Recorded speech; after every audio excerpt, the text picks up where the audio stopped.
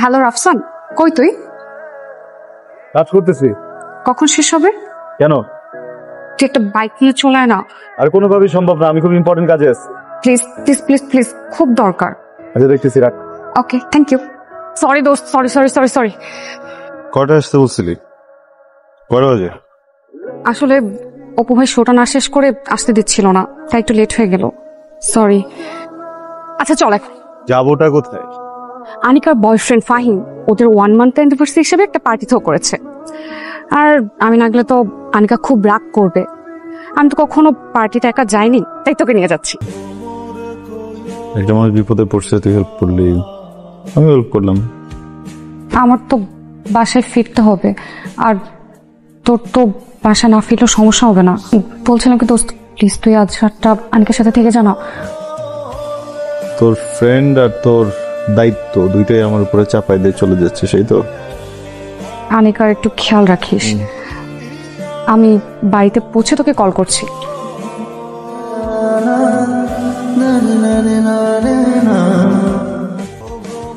Good morning. তুমি যাওনি? আসলে তোমার বান্ধবীর বাইরে থাকা নিষেধ রাতে, so she had to leave. আমার উপর দায়িত্ব দিয়ে গেল, আমি কি করবো? আর একটু স্টে। আসসালামু আলাইকুম। ওয়ালাইকুম আসসালাম। আপনার কপালের ভাঁজ দেখে মনে হচ্ছে আমাকে দেখে আপনি খুব চিন্তিত। চিন্তা করার কিছু নেই। আমার নাম রাফসান, আমি একজন journalist.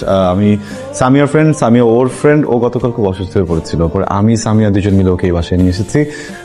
Samia had to leave because ওর রাতে বাইরে থাকা নিষেধ। তো আমি ভাবলাম যে একা একটা মেয়ে এত অসুস্থ, আমার কি যাওয়া ঠিক হবে?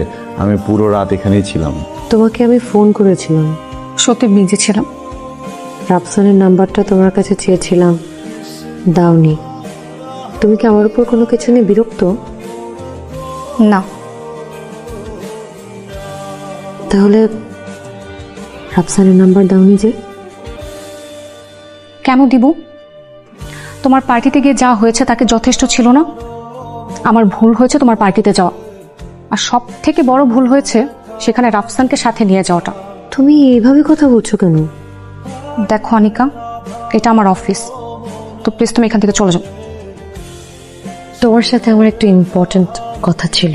Rafsan, I am officially sorry. বিশ্বাস করো, আমি কিন্তু ওইরকম না। ফাহিম যে এরকম অ্যাগ্রেসিভ হবে এটা আমি জানতাম না। মানে আমি স্বপ্নেও কখনো ভাবতে পারিনি যে ও আমার সাথে এরকম একটা জিনিস করবে। তুমি আর সামিয়া যদি ওখানে না থাকতে, তাহলে হয়তো আমি সুস্থভাবে ওখান থেকে বের নিয়ে আসতে পারতাম না। সামিয়াও আজকে আমার সাথে মিসবিহেভ করলো। তোমার নাম্বার চেয়েছিলাম আমি ওর কাছে, কিন্তু দেয়নি, উল্টো আমাকে অফিস থেকে বের করে দিয়েছে। আমি কোনো কমপ্লেইন করতে এখানে আসিনি। তুমিও আমাকে ভুল বুঝে আমার সাথে যোগাযোগ বন্ধ করে দিও না প্লিজ। তোমার নাম্বারটা?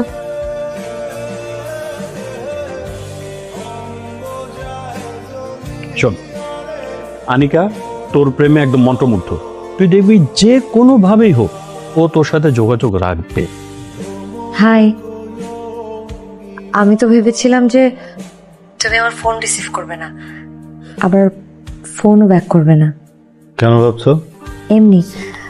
তোমাকে আসলে আমি একটা কারণে ফোন করেছি। কি কারণ?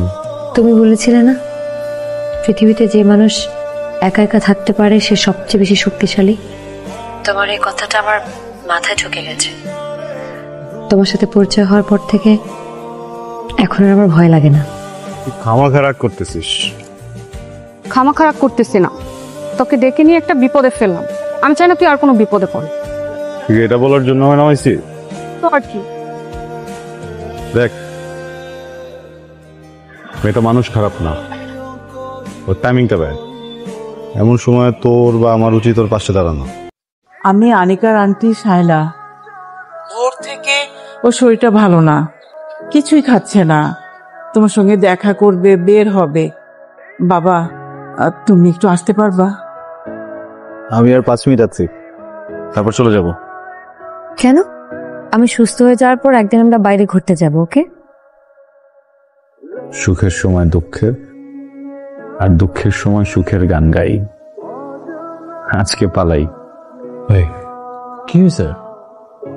ঝামেলাটা একটু বাড়তেছে, বুঝছো? আনিকা ও একেবারেই আমার দিকে ঝুঁকে পড়ছে। এমন হলে তো বিপদ।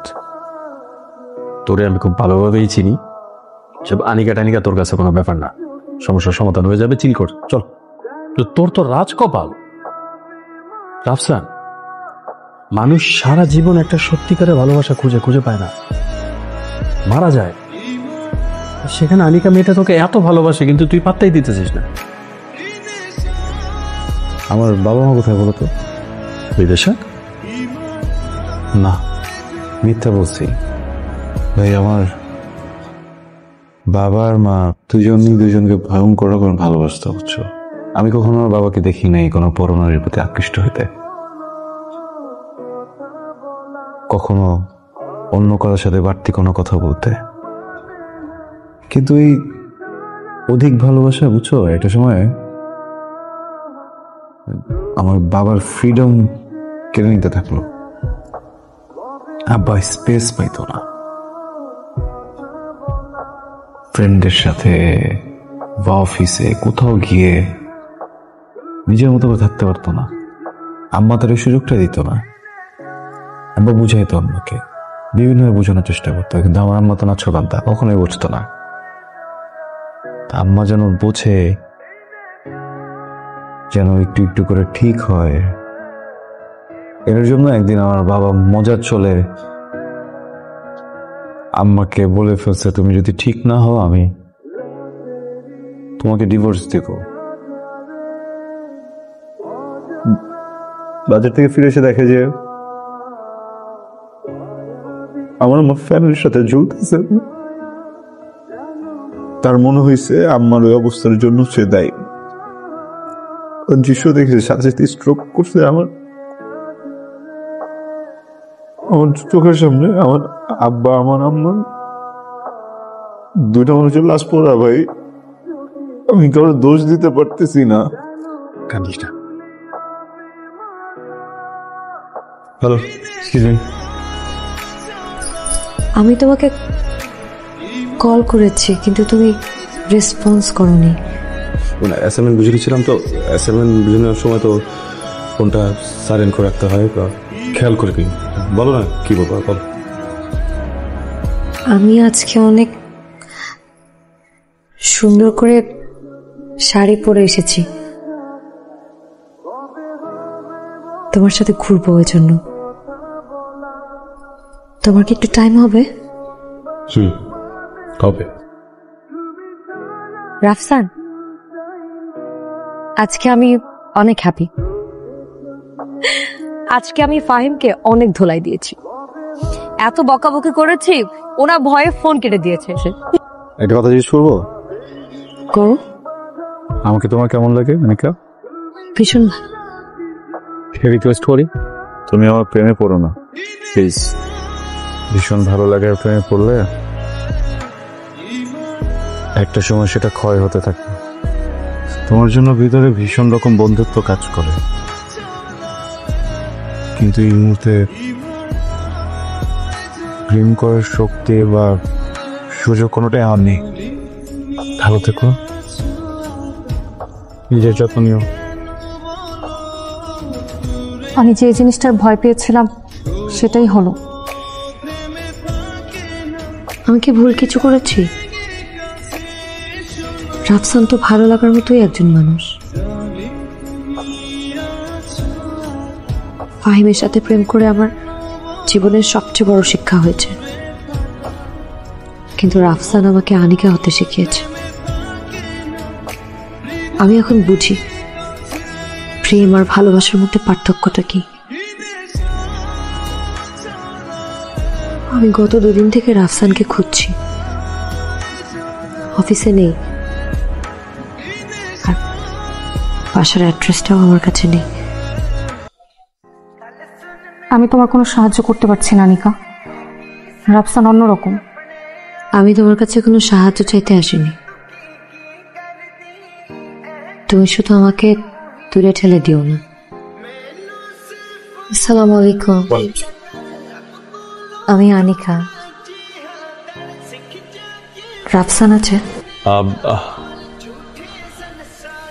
রাফসান তো বাসায় নেই।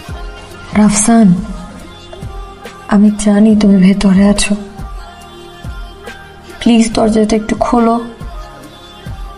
আনিকা তুমি চলে যাও প্লিজ। প্রেম আর ভালোবাসা এক না, এটা আমি জানি। হয়তো তোমার সাথে আমার প্রেম হয়নি,